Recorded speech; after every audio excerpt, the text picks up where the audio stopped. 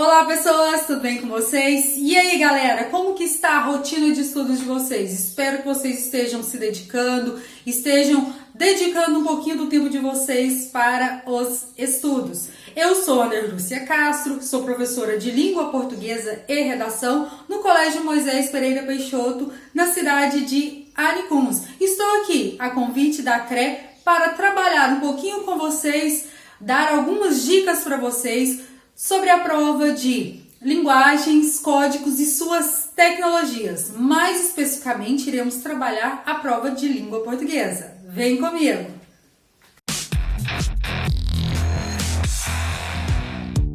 Então vamos lá para as nossas dicas para a prova de linguagens, códigos e suas tecnologias, certinho? Pessoas, então para começar, uma dica que vale para todas as provas, na verdade, para tudo que vocês forem fazer, seja Enem, seja concurso, seja o que vocês forem fazer daqui a pouco. Sempre leem o edital. Nós, brasileiros, temos o hábito de não ler as coisas, não ler o edital como um todo. Então eu aconselho a você, sempre leia o edital, tenha noção exata do que aquela banca vai cobrar de você, como foram as provas anteriores. Então eu aconselho a você que ainda não começou a estudar ou que estudou pouco, comece a resolver questões. A melhor forma de você estudar é resolvendo o quê? Questões. Anderlúcia, então eu não preciso estudar o conteúdo propriamente, lógico que precisa, abençoado, mas eu vou fixar esse conteúdo de que forma? Estudando as questões.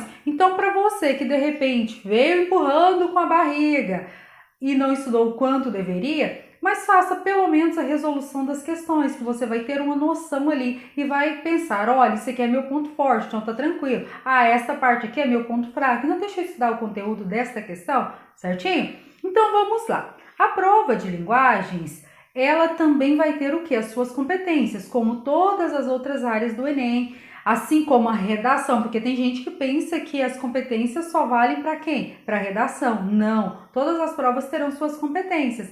E a prova de linguagens, códigos e suas tecnologias tem o quê? Tem 9 competências que nós vamos conversar sobre elas aqui rapidamente, uma conversa mais superficial, mas eu aconselho a você que aprofunde aí, pegue cada uma dessas competências, estude, depois leia também, estude também as habilidades relacionadas a cada uma das competências, certinho? Combinado?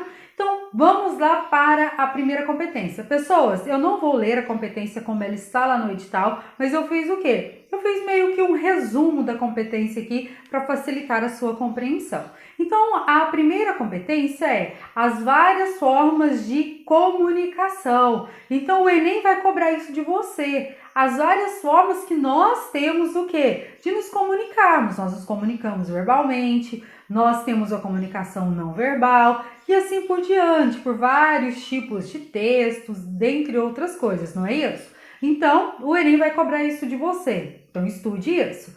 Vai cobrar também língua estrangeira. Se você escolheu espanhol, você vai fazer a prova de espanhol. Se você escolheu inglês, você vai fazer a prova de inglês. Simples assim. O que é que cai, Ana Lúcia? Normalmente cai em alguns textos clássicos, seja do espanhol ou seja do inglês, algumas coisas relacionadas à literatura, mas voltado para a questão da interpretação ali daqueles textos também.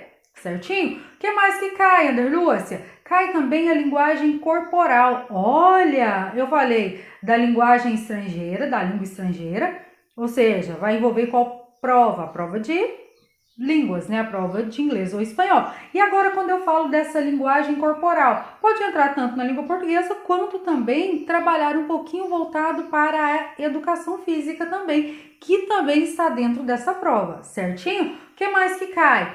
A arte como saber cultural. Então estamos falando aqui de arte, sim. Então nós vamos também abordar um pouquinho aí sobre este assunto. A arte, as várias expressões de arte no mundo como um todo. A época, o que cobra muito nessa provinha aí de arte? A época que aconteceu um determinado movimento artístico, como que as pessoas se portavam naquela época. Então é sempre muito interessante, sempre falo muito isso para os meus alunos. tanto na literatura como na arte, a gente tem sempre que analisar o contexto histórico, o que estava acontecendo ali naquele determinado momento, naquele determinado período, por que as pessoas faziam esse tipo de arte, por que as pessoas escreviam dessa forma, certinho? E depois eu vou ter também o que? Analisar e interpretar e aplicar alguns tipos de recursos. Então, olha só, eu vou analisar, eu vou interpretar. Pessoas, a gente vai conversar daqui a pouquinho um pouquinho mais sobre isso.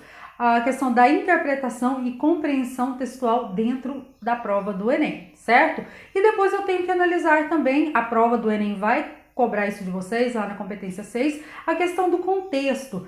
Pessoas, é muito importante que vocês estejam o quê? Atualizados, que vocês compreendam o que está acontecendo no momento, o que aconteceu há anos. Então vocês têm que compreender tudo isso aí, o contexto histórico de tudo. Ah, Anderluce, então é história? Não. É linguagens, mas no entanto, tudo que nós falamos vai englobar o que? Um período histórico, não tem como. Nós fazemos parte da história, certinho? Daqui a pouco as pessoas vão estar estudando os livros de história, estudando a arte, estudando um monte de coisa. Aqui no ano de 2020, o que nós estávamos passando em 2020? Ah, uma pandemia. Então o nosso modo de viver, o nosso modo de agir mudou. Antes a gente quase não ouvia falar em lives musicais. Tinha, mas era um número bem menor. De repente, com a pandemia, mudou a forma de fazer arte. Por quê? Porque não pode fazer show, certinho? Então o contexto histórico sempre é muito importante. Também vai ser cobrado aqui, uma das competências que é colocada, é o nosso ponto de vista. Olha só, isso também é cobrado onde? Lá na redação. Então, o ponto de vista, você vai compreender os pontos de vista dentro das questões que são colocadas ali, certinho? Outra coisa, outra competência, a diversidade linguística. Então, olha só, a gente pode englobar aí regionalismo, coloquialismo, várias coisas aí, a nossa diversidade. Aqui no Brasil é um país grande, territorialmente falando, enorme. Então, a gente vai ter uma diversidade linguística muito grande. Dentro do nosso estado aqui de Goiás, a gente já vivencia o que? Uma diversidade linguística diferente. O pessoal que mora nos grandes centros falam de uma forma, o pessoal que mora na zona rural tem outra forma de se comunicar. É normal isso, certinho? E a gente tem também as tecnologias da comunicação, que é a nossa última competência aí. Então vão cair muitas vezes algumas questões relacionadas às tecnologias, falando sobre algum provedor, alguma coisa nesse sentido aí. Então fiquem ligadinhos, certinho? Uma dica, então as competências são essas, mas uma dica aqui. A prova do Enem, ela sempre vai abordar temas voltados para onde? Para o Brasil. Então, ela está preocupada com as coisas que acontecem no Brasil. Isso vale, inclusive, para a redação. Então, a gente tem sempre que estar muito atento a isso. E as questões do Enem também, uma dica para vocês, é o seguinte, questões que sempre vão levar em consideração a ética, a moral. Então, se tiver alguma questão lá no Enem que você analisar e falar, não, mas isso aqui não é ético, então você já desconsidera, porque ela nunca estaria certa. E outra questão, a prova do Enem é muito interessante porque muitas das vezes, o que acontece? Nós temos ali 5 alternativas e as 5 alternativas estão corretas. Sim, pessoas, as 5 alternativas muitas vezes estarão corretas, só que tem uma que está o quê? É feio o que eu vou falar, mas é isso, que está mais correta do que as outras. Como assim, Anderlúcia? Porque às vezes uma parte da questão ali ela está certa, mas a gente vai analisar que tem uma questão que está completamente correta. Ela engloba tudo que o Enem pede dentro das suas competências. Então, abençoada, tem o hábito de não ler todas as alternativas, já lê a primeira e fala, não, é isso aqui. Pronto, fechei.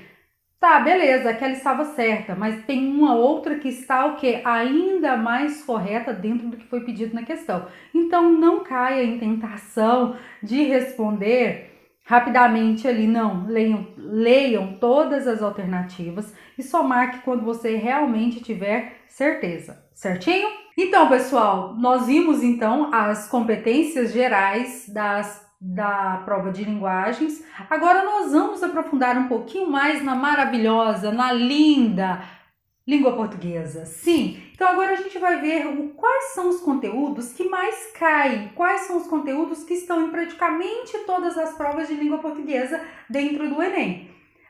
O que costuma cair então, Ana Lúcia? Cai muito norma culta e norma padrão. Como que isso cai dentro do texto, dentro da prova? Então muitas vezes o elaborador ali ele vai colocar alguns textinhos dentro do texto e vão perguntar a qual norma pertence aquele texto. É uma norma culta? É uma norma padrão? É uma linguagem coloquial? E com qual a intenção que foi escrito daquela forma? Então, muitas vezes cai nesse sentido. Então, eu tenho que saber quando é padrão, quando é algo coloquial. Vocês lembram disso? Os tipos as normas, né? Norma culta é aquela norma mais rebuscada, aquela forma de se escrever onde não vai gírias, né? Dentre outras coisas ali. E eu tenho a norma popular, que é aquela norma que é mais coloquial, a nossa forma do dia a dia, de nos comunicarmos mesmo. Então, dê uma olhadinha nesses tipos aí de linguagem, os tipos de normas, né? Outra coisa também que cai, linguagem verbal e linguagem não verbal. Pessoal, o Enem ama colocar cartoon, charge, tirinha, essas coisinhas desse tipo. Então, ali eu vou estar envolvendo o quê? Linguagem verbal e linguagem não verbal. Então, dê uma estudadinha também a respeito disso aí. E dê uma olhada lá nas provas anteriores, como eu disse para vocês anteriormente. Cai também gêneros textuais. Anderlúcia, mas por que é importante eu saber os gêneros textuais? O gênero textual eu não deveria saber só ali na redação, que eu sei que é um texto dissertativo, argumentativo? Não, abençoada. É importante eu saber qual tipo de texto que eu estou lendo para saber, inclusive, com qual finalidade aquele texto foi escrito, que muitas vezes vem uma pergunta mais ou menos nesse estilo aí. Então, por exemplo, se ali eu tenho uma crônica ela é escrita com qual intuito, com qual objetivo? Eu tenho uma reportagem escrita com qual objetivo? Tem uma receita, qual é a tipologia da receita, né? Então, tudo isso acaba o quê? Contribuindo para que eu consiga entender aquela questão que está sendo pedida ali para mim. O que mais que cai muito no Enem? Cai também denotação e conotação. Então, é sentido denotativo e sentido conotativo. Anderlúcio, o que é denotativo e conotativo? Tenho certeza que você sabe, talvez você não esteja lembrando agora. Sentido denotativo, de dicionário, o sentido real da palavra, o sentido com que o que ela realmente significa, certinho? E o sentido conotativo é o sentido figurado. Então, eu tenho o sentido denotativo, que é o sentido real, e eu tenho conotativo, que é o sentido figurado, certinho? E aí, cai também, então, junto com isso, as figuras de linguagem. Gente, eu sou apaixonada em figuras de linguagem, né? Então, figuras de linguagem, quais são elas? Quem não lembra, pegue a gramática de vocês. Se não tem gramática, vá para a internet, dê uma estudadinha nas figuras de linguagem. Mas vocês devem lembrar, metáfora, metonímia, hipérbole, zeugma, que mais? Tem um número enorme aí de figuras de linguagem. Então, dê uma estudadinha, porque normalmente cai este tipo de conteúdo dentro do Enem, certinho? Então, nessa primeira parte, a gente viu, cai o quê? Norma culta, norma popular, cai também os gêneros textuais. Não falei, cai também a linguagem verbal e não verbal, cai figuras de linguagem, sentido denotativo e conotativo, certinho? Então, anotem isso aí e deem uma estudada. Então, pessoas, continuando falando então dos conteúdos que mais caem na prova de língua portuguesa, nós temos também a ambiguidade. Quem nunca ouviu falar, né? Nossa, tal frase tem sentido ambíguo. Significa o quê? Que muitas vezes vai ter um duplo sentido. E a ambiguidade, a gente tem a ambiguidade lexical e nós temos a ambiguidade frasal. A lexical quer dizer o quê? Que uma palavra ali pode gerar o quê? Este sentido ambíguo. E quando eu falo em frasal, toda sentença ali fica comprometida, pode ter duplo sentido. Pode ser gerada por quê? pelo mau uso de uma vírgula, pela má colocação de uma palavra ali, ela muda totalmente o sentido da frase. Por exemplo, se eu falo assim para vocês, o meu tio passou o fim de semana em sua casa. Olha só, o meu tio passou o fim de semana em sua casa. Pessoas, olha só, ele passou o fim de semana na casa de quem? Na casa dele ou na sua casa? Então aqui eu tenho uma ambiguidade, a minha frase tem um sentido ambíguo. E pode cair alguma coisa nesse sentido lá na prova de vocês, perguntando o que causou a ambiguidade dentro do texto, dentro da oração, dentro da sentença que foi dada, certinho? E na sequência eu tenho também a polissemia, que é muito trabalhada junto com a ambiguidade aí. A polissemia, ela também tem mais ou menos esse mesmo caráter. Só que olha só, muitas vezes a polissemia tem até uma questão, eu não lembro de qual Enem, de qual ano, mas ela trazia uma charge e trazia um textinho, que aí tinha de um lado, falando de rede social, não sei se vocês se lembram dessa prova, dessa questão, aí tem rede social, a pessoa ali nas redes sociais. E do outro lado falava o seguinte, na minha casa, rede social tem outro significado. As pessoas todas deitadas ali em uma rede, a meninada toda numa rede, uma rede mesmo que é colocada aquela que a gente utiliza para balançar, para descansar. Então, olha só, polissemia tem o quê? Tem dois sentidos aí. Tem uma questão também que eu acho bem bacana, e a gente coloca assim, se você comprar um caldo de cana, você ganha um brinde.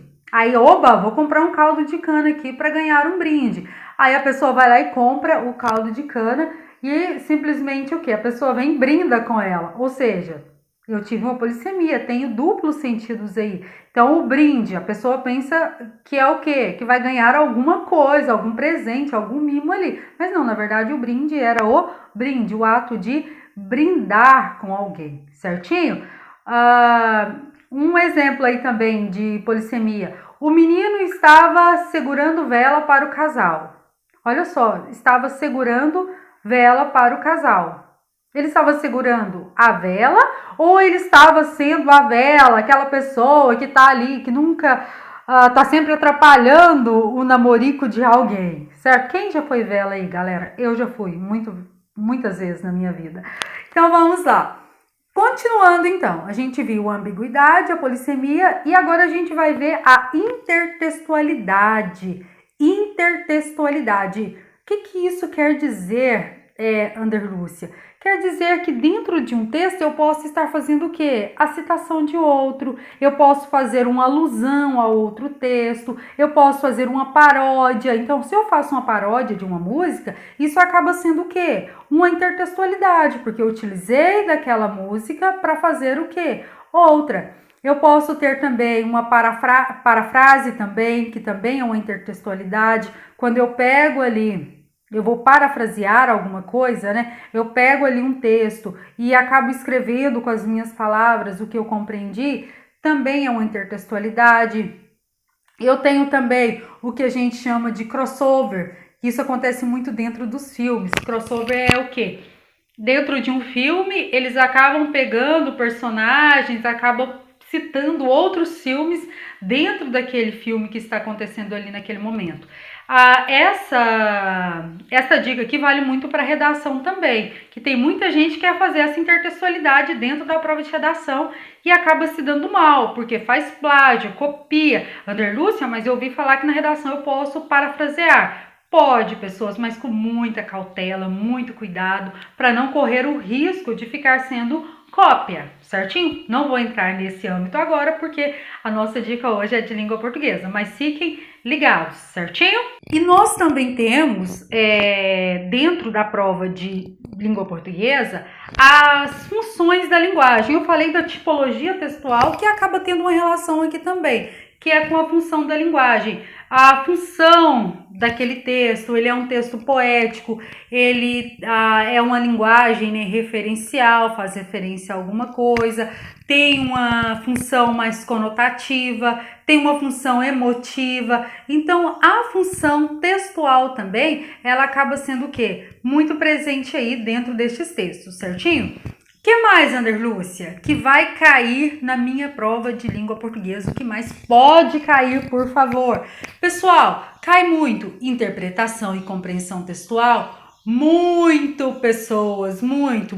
Compreensão e interpretação, tem gente que até fala assim: ah, eu não estudo para a prova de língua portuguesa porque eu sei que é só interpretação e compreensão textual. Não é verdade, mas para eu fazer uma boa prova, não só de língua portuguesa, como de todas as outras matérias, eu tenho que saber compreender e interpretar o que foi dito, certo? Então, o que é compreender? Primeira coisa, tem diferença entre compreensão e interpretação textual? Tem, porque compreender é o quê? É o que está ali dentro do texto, o que o texto realmente está dizendo. E interpretar, Anderlúcio, o que é? É ir além do que o texto fala.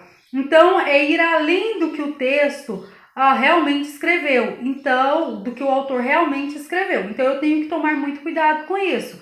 Ah, Anderlúcio, então eu posso viajar na maionese ali que tá tudo ok. Não, você vai interpretar de acordo com o que ele colocou. Mas muitas vezes não estará ali dentro do texto propriamente dito. Certinho?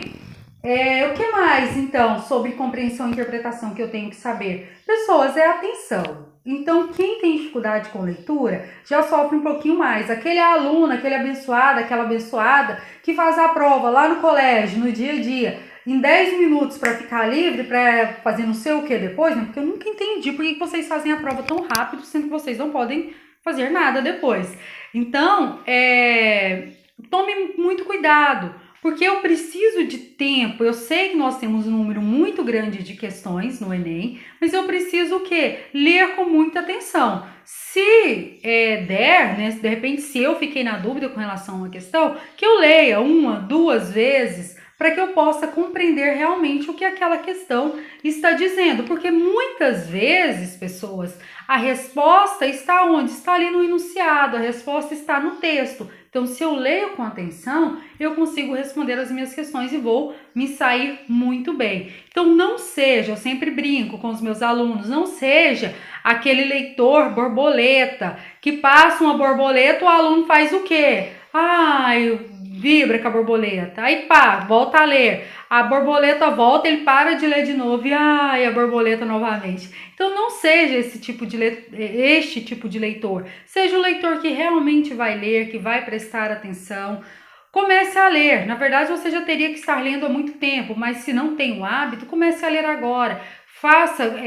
Pegue as provas anteriores, comece a cronometrar o seu tempo, comece a ler realmente a prova, como se fosse o dia da própria prova, certinho? Porque no dia você vai ter uma facilidade maior. Evite estar saindo muito da sala, que a gente tem um período ali que a gente pode pedir para ir ao banheiro, mas às vezes aquilo ali, se eu saio muito, isso acaba me atrapalhando. Evite ficar prestando atenção no que o colega está fazendo do lado. Eu sei que às vezes no dia vai ter alguém que vai estar mascando um chiclete ali, que vai estar te incomodando, vai ter um fiscal passando próximo de você que vai te incomodar e você vai ter que saber lidar com essas diversidades. Então, comece a praticar isso o quanto antes, certinho? O que mais, Anderlúcia, que cai na prova de língua portuguesa, além do que já foi dito? Pessoas, classes de palavras. Então, as classes gramaticais ali. Mas qual, Anderlúcia, que mais cai? Pessoas, cai demais conjunções, gramática. Eu falei que a figura de linguagem é minha paixão, mas as classes de palavras, as classes gramaticais, eu sou, assim, muito apaixonada. Se nas figuras de linguagem eu sou apaixonada, nessa, assim, é uma paixão louca. Amo dar aula nesta área aí. Então, olha só, cai muito conjunções, porque muitas vezes vai perguntar qual o efeito de sentido aquilo ali causou dentro daquele texto. E as conjunções servem também onde? Lá na produção textual de vocês, porque se eu não sei utilizar os conectivos, eu posso colocar minha redação ali, perder toda a minha redação, né, pessoal? Então, as conjunções caem muito, pronomes também caem bastante, cai advérbios, cai os verbos também. Então, dê uma estudada nas classes gramaticais, dê uma revisada aí. Não vai cair perguntando, o que é um verbo? Lógico que não, mas vai cair o que? O verbo dentro daquela sentença ali e para você trabalhar em cima dele, certinho? O que mais que cai, Anderlúcia, na prova de língua portuguesa? A gente também não pode esquecer, né? A literatura. Comentei com vocês, mas a literatura, ela cai de que forma? O que que cai? Cai as escolas literárias, sim, todas as escolas literárias estão propensas a cair. Então, desde o trovadorismo até o modernismo. Então, estudem todos esses períodos, o que que era, como se dava, os principais autores, né, os principais nomes desses períodos, porque se cai ali na prova, você já estudou, você já ouviu falar, você já tem consciência e vai conseguir marcar a opção correta. Mas de todas as escolas literárias, qual que mais cai? O que mais cai é o modernismo, o pré-modernismo e o modernismo. Então, estudem aí. É um conteúdo muito gostoso, principalmente para vocês que estão terminando a terceira série agora. É o conteúdo que vocês estudaram na terceira série toda. E o pré-modernismo vocês estudaram ali no finalzinho da segunda série. Então, dê uma olhadinha em tudo isso aí. Estudem, revisem conteúdo, refaçam a prova, as provas dos anos anteriores. Pegue aí de 2015 para cá, dá tempo de vocês refazerem. E assim vocês terão uma chance muito maior de terem uma ótima nota no Enem e automaticamente entrarem onde? Naquela universidade, cursar o tão sonhado curso que vocês tanto almejam, tanto querem, né, pessoal? Então, se dediquem, vale a pena. Agora a gente acha assim, ai, tá difícil, tá complicado, essa situação, essa pandemia. A gente sabe que realmente não está fácil, cada um tem suas limitações. Mas vamos dar o nosso melhor mesmo diante das diversidades, certinho? Qualquer coisa, estou à disposição de vocês. Vocês me encontram aí nas redes sociais, Anderlúcia Castro. E no mais, foi um prazer estar com vocês. Beijos, boa sorte, sucesso e até a próxima.